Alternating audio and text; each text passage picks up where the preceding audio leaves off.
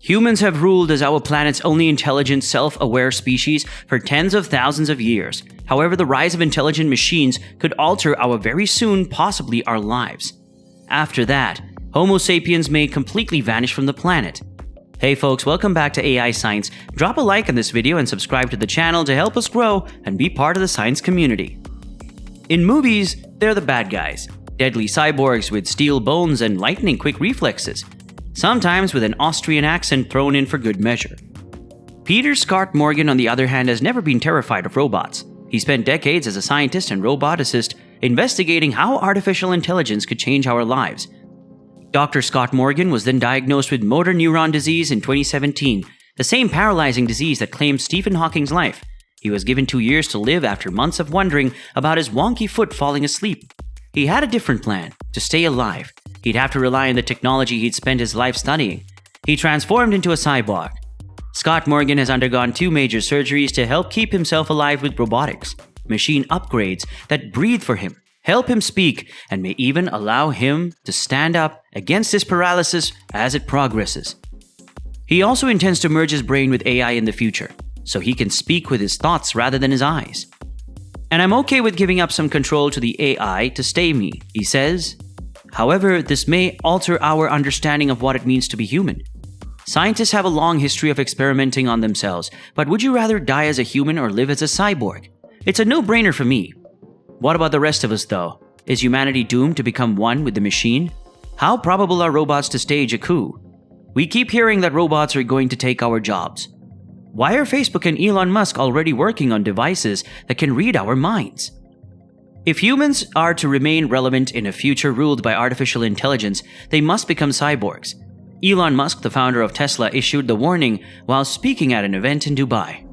Musk believes that when artificial intelligence improves, it will result in mass unemployment. At the World Government Summit, he stated, "There will be less and fewer tasks that a robot can't do better. Humans must augment their capacities through a merger of biological intelligence and machine intelligence, if they are to continue to provide value to the economy. If we fail to do so, we risk becoming artificial intelligence's house cats."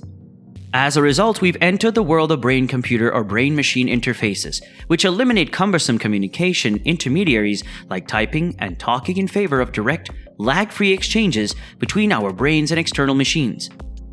According to the theory, knowing enough about the neural activity in the brain would allow us to construct neuroprosthetics. That would allow us to telepathically transmit complicated thoughts or give us additional cognitive or sensory capacities.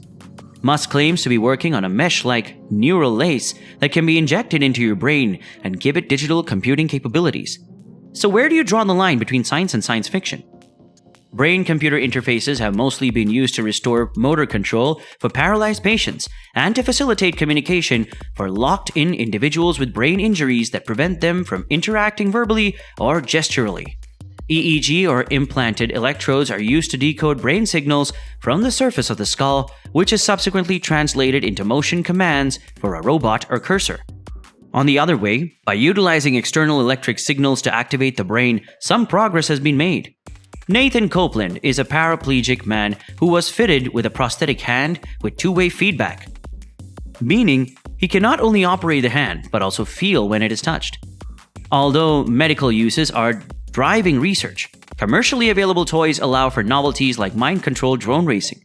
Still, they are far away from Elon Musk's vision of man-machine symbiosis, which would necessitate a much more detailed understanding of the brain network that extends beyond motor control to more complex cognitive skills such as language and metaphor.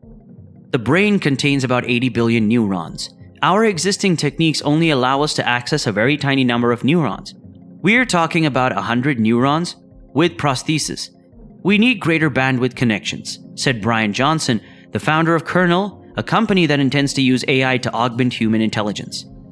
Professor Panagiotis Ardemiadis of Arizona State University has been experimenting with a 128 electrode EEG cap to see if he can use it to control a swarm of flying robots with his thoughts. "We can comprehend basic notions like shutting a hand or moving an elbow," he explained, "but we can't decode more complicated behaviors." He's developed a method that allows a single person to direct the cooperative movement of several drones, such as bringing the flock closer together to squeeze through a short passage. He does not believe that the rise of AI would render humans obsolete. We're making these machines to help people, he explained. Miguel Nicolelis, who has created brain-controlled exoskeletons and a brain-to-brain link that enables a rat in the US to use the senses of a rat in Brazil, agrees. Humans will not be rendered obsolete until machines are able to reproduce the human brain, which Nicolelis feels is impossible.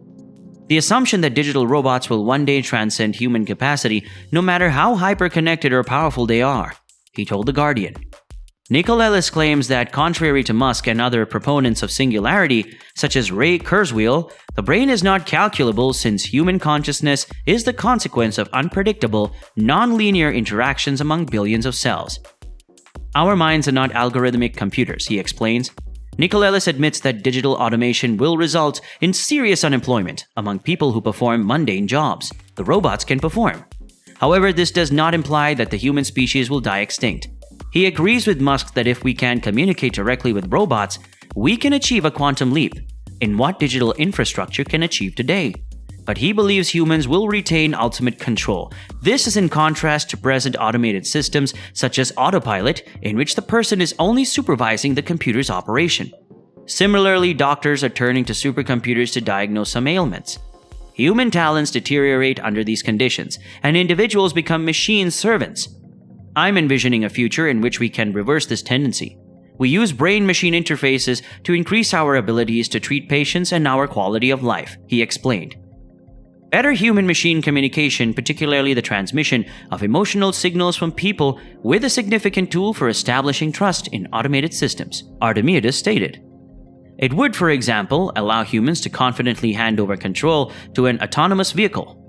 It's about making the machine more intuitive by detecting whether the human is preoccupied or wary using brain signals. Paul Saja of Columbia agreed. Rather of putting us in a doomsday scenario, let us consider how the human-machine connection may progress. He believes that most people will be terrified to death of getting behind the wheel of a self-driving car. But that if AI could sense our emotions, it could begin to predict our wishes and create trust. Saja reported a team of 6 Navy SEALs, largely nonverbal communication, which included gestures, emotional indicators, and facial expressions, as well as some words. There will be 3 people and 4 robots in the future, he said. How can they assure that they have these team dynamics that allow them to work on par with the human squad? It has to do with their mutual trust. Mind-reading implants or gadgets are expected to raise new levels of privacy issues. Saja discusses how freedom of mind is a natural extension of freedom of speech. Walter Glannon, a neuroethicist from the University of Calgary, shares this worry. There's a chance that the microchip will be hacked by outsiders. This could obstruct the user's desire to do operations, as well as violate privacy by obtaining data from the chip, he explained.